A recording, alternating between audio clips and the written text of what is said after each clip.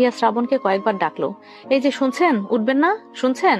শ্রাবণ চোখ পিটপিট করে তাকিয়ে হিয়াকে দেখে বলল, কি হয়েছে, উঠবেন না? সকাল হয়ে গেছে। শ্রাবণ উঠে বসলো। ফোনে টাইম দেখে বিছানা থেকে নেমে ওয়াশরুমে চলে গেল। হিয়া বিছানা গুছিয়ে কফিটা হাতে নিয়ে দাঁড়িয়ে রইল, শ্রাবণ এলেই দিয়ে দেবে। শ্রাবণ বের হলো। হিয়া শ্রাবণের দিকে তাকিয়ে কফির মগ দিয়ে বলল, এই নিন কফি, আমি বানিয়েছি। শ্রাবণ ভুরুকুসকে কফির মগ হাতে নিয়ে চুমুক দিল, হালকা হেসে বলল, খুব ভালো হয়েছে। হিয়ার খুশি দেখে কে, অনেক খুশি হয়েছে। ইচ্ছা করছে শ্রাবণকে ধরে কয়েকটা চুমু দিতে, কিন্তু এসব করা যাবে না। রাতে শ্রাবণের থেকে অনেক কষ্টে ছাড়া পেয়েছে, এখন আবার ধরা দিতে চায় না। বেলা 11টা। হিয়া কিচেনে এসে শ্রাবণের জন্য কিছু নাস্তা বানাচ্ছিল। এখন নিচে কেউ নেই বলেই ও কিচেনে ঢুকতে পেরেছে। মন চাচ্ছে একটু পরপর শ্রাবণের জন্য এটা সেটা বানাতে। এর মাঝে কলিং বেল বেজে উঠলো। হিয়া হাতটা ধুয়ে সুন্দর করে ঘোমটা দিয়ে বের হলো।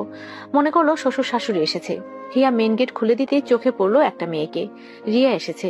হিয়া চুপচাপ একটা জায়গায় বসলো। কতক্ষণই বা ভিজা কাপড়ে থাকবে, টাওয়েলগুলো সব নিয়ে গেছে। তাই কি ওরও সময় আসবে না, তখন ইচ্ছা মতো দেবে। কিন্তু এখন কি করবে? হিয়া ভাবতে থাকলো কি করা যায়। এদিকে শ্রাবণ কাবার থেকে হিয়ার জন্য জামা কাপড় বের করলো। ওর রাগ ওঠারও কারণ আছে। সেই কখন থেকে ওর জন্য অপেক্ষা করছিল, সে আসেনি। শেষমেশ দেখলো আরেক রুমে গিয়ে ঘুমিয়ে পড়েছে। শ্রাবণ হিয়ার জামা কাপড় আর টাওয়েল নিয়ে বসে রইল। হিয়া ওয়াশরুমে বসে ফোন দিয়াচ্ছিল।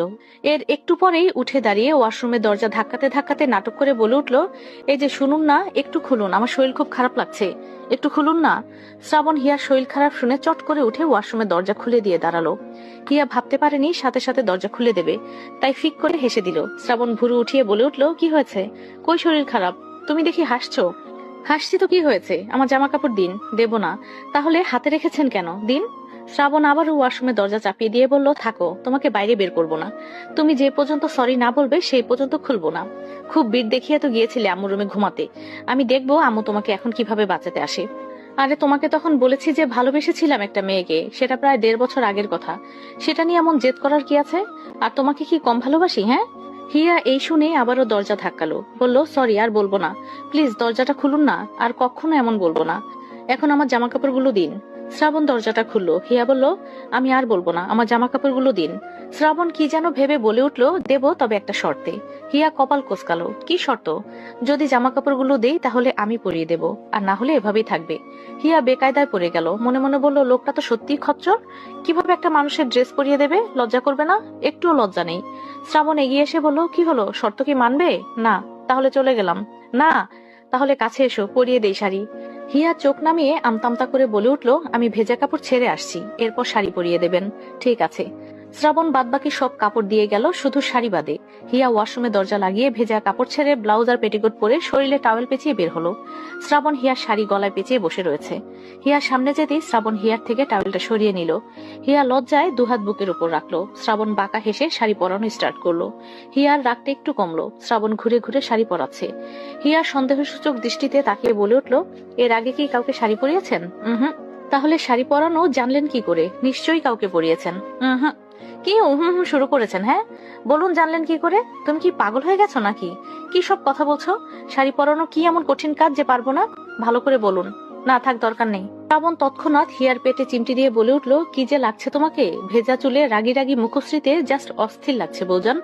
আগে জানলে এমন করে প্রতিদিন বাথটাবে চুবিয়ে রাখতাম, আর তুমি রাগ করে থাকতে আমি সেই সুযোগে শর্ত দিয়ে শাড়ি পরিয়ে দিতাম। হিয়া প্রত্যুত্তরে কিছুই বলল না, শ্রাবণের দিকে তাকিয়ে রইল।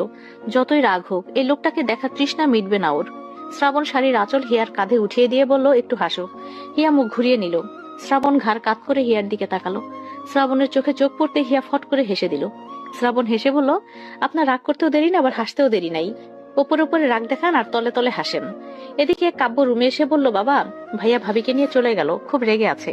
আম্মুকে বলল যে ভাবিকে তুলে নাকি আছাড় মারবে। তৌকির চৌধুরী উঠে বসে বললেন, ওইটা কথার কথা বলেছে, আসলে কি আছাড় মারার জিনিস? ওই ক্লাস আমিও পার করে এসেছি, দেখো গিয়ে তোমার ভাই বউয়ের সাথে সুন্দর করে কথা বলছে। শ্রাবণ রনির সাথে কথা বলার সময় রুমে কাব্য আসে। শ্রাবণ এই মুহূর্তে কারোর সামনে এই বিষয়টা নিয়ে কথা বলতে চায় না, তাই রনিকে বলল, পরে ফোন করছি। Okay sir. শ্রাবণ ফোন রেখে দিয়ে কাব্যকে বলল, এখানে বস। কাব্য ভয়ে ভয়ে বসলো। শ্রাবণ মুখের কোণে হাসি ফুটিয়ে বলে উঠলো, কি যেন বলছিলি? কই, কিছু বলিনি। আসলে তোমাকে তো মেসেজ দিয়েছিলাম, কিন্তু তুমি তো সেদিকে কোনো খেয়ালই করলে না। বললে যে সবার সামনে বলতে, তাই বলে দিলাম। শ্রাবণ হিয়ালি ভাব নিয়ে বলল, এগুলো রাখ। আর নেহাকে কি বলেছিলি রে?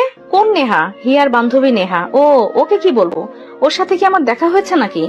আমরা যেদিন হিয়াদের বাড়িতে গেলাম তখন নাকি ও আমাদের সাথে পরিচিত হতে এসেছিল। তখন তুই ওর সাথে বাজে বিহেভ করেছিলি। কাব্যর মস্তিষ্কে তখনকার কথা মনে পড়লো। সেদিন তো ও ইচ্ছে করে বাজে বিহেভ করতে চায়নি, এর কারণও ছিল। এর থেকেও বড় বিষয়, এই কথা আবার তার ভাইয়ার কানে কিভাবে চলে এসেছে। এত ভাবাভাবি বাদ দিয়ে কাব্য বলল, ভাইয়া ওর সাথে বাজে বিহেভ করার কারণও ছিল। কি কারণ শুনি? আমরা মাত্রই ওইখানে গিয়ে উঠেছিলাম। ভাবির চলে যাওয়ার পর ওই মেয়েটা এসে বলল যে আমাদের সাথে পরিচিত হবে। তুমি ভেবে দেখো, তখন আমরা ফ্ল্যাটে ছিলাম 2জন ছেলে।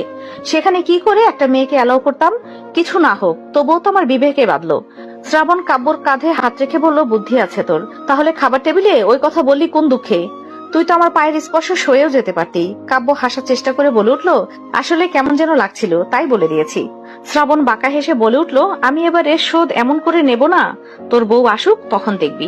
কাব্য মাথা নাড়িয়ে বলল, না ভাইয়া, এমন করে শোধ নিয়ে আমাকে সবার সামনে বেজ্জতি করার কথা ভেবো না প্লিজ। দেখা যাক কি হয়। আচ্ছা ভাইয়া, নেহার কথাটা কে বললো তোমাকে? কেন? এমনি বলো না। নেহার সাথে দেখা হয়েছিল তখন বলল। ও, তাহলে এখন যাই। যা। কাব্য চলে গেল। নিজের রুমে এসে বিড়বিড় করে বলল, এই মেয়ের আবার এই কথা বলতে হবে? ওর মাথায় কি বুদ্ধি নেই? কেন ওকে যেতে বলেছিলাম? শুধু একবার দেখা হোক, আচ্ছা করে বকে দেব, শয়তান মেয়ে একটা। কাব্য চলে যেতেই শ্রাবণ ফোনটা নিয়ে ব্যালকনিতে চলে গেল।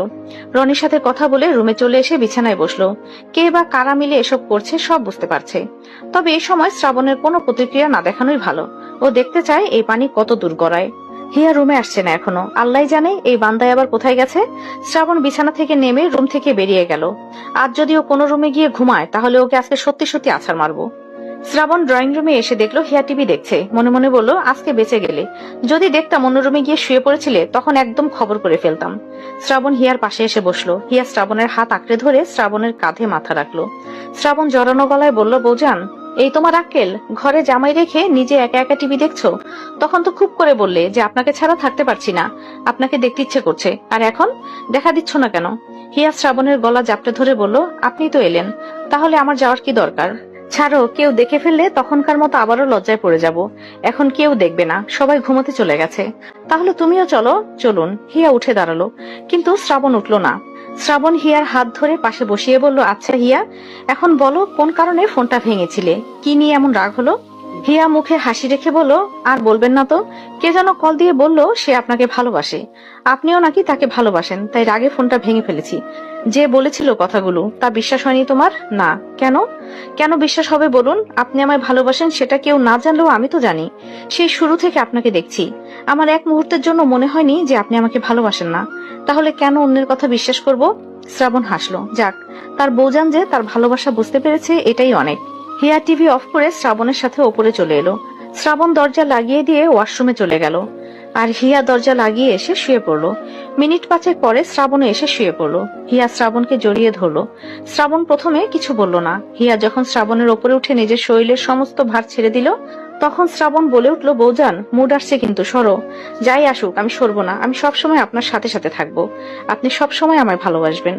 শ্রাবণ হিয়ার এই কথার মানে খুব সহজেই বুঝে নিল। হয়তো ওই মেয়ের কথাই এমন করছে। জেলাস হয়ে শ্রাবণকেও হাতছাড়া করছে না। এই মুহূর্তে শ্রাবণ আলগোছে হিয়াকে সরিয়ে দিয়ে বলল, যেদিন তোমার এই মনের সন্দেহ দূর করে নকল মানুষটাকে সামনে আনবো, সেদিনই আমি তোমাকে সবকিছু উজাড় করে ভালোবাসবো, এর আগে না। হিয়া মুখ ভেঙচি দিয়ে পাশ ফিরে শুলো। শ্রাবণ হিয়াকে জড়িয়ে ধরে শুয়ে রইল। আবার হাত বাড়িয়ে ফোন খুঁজলো। ফোনটা না পেয়ে হিয়াকে ছেড়ে উঠে বসলো। পুরো বিছানায় ফোন নেই, তাই বিছানা থেকে নেমে দরজা খুলে বের হলো। নিচে ড্রয়িং রুম এসে দেখলো সোফায় ফোনটা রেখে গেছে। শ্রাবণ ফোনটা নিয়ে আবার উপরে উঠে এলো। নিজের রুমে আসার আগে কি যেন শুনতে পেয়ে কাব্য রুমের সামনে দাঁড়ালো। দরজাটা ধাক্কা দিয়ে ভেতরে ঢুকলো। আর যা দেখলো তার জন্য মোটেও প্রস্তুত ছিল না। কাব্যর হাতে ড্রিঙ্কসের গ্লাস, আর সাথে তার বাবার হাতেও ড্রিঙ্কসের গ্লাস।